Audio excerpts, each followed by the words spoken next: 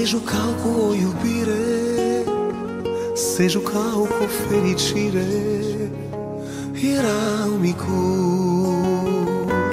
Mai târziu drumul vieții îi desparte, fiecare în altă parte, în drumul lor. O ploaie, tristă ploaie, inima mă doare la plecarea ta. O ploaie, tristă ploaie, îmbracă-mă în soare și șterge-mi lacrima.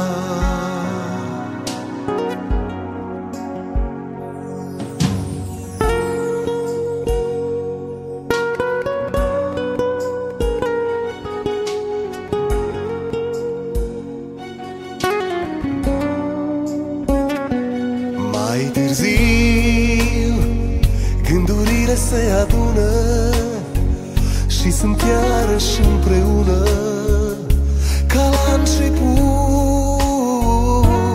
Și în suflet tot ce ai simțit o viață, să iubești frumos te învață din toată inima.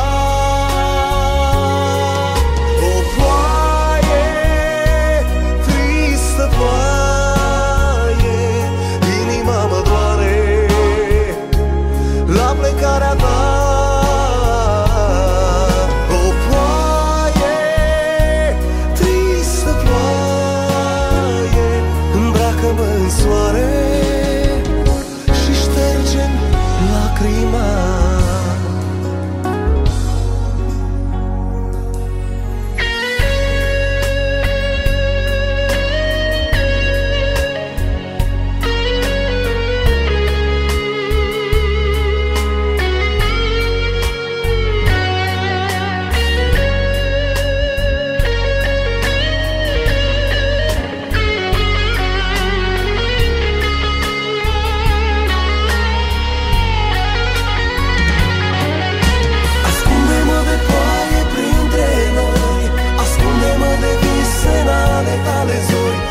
Lasă-mă să plâng, lasă-mă iubirea mea.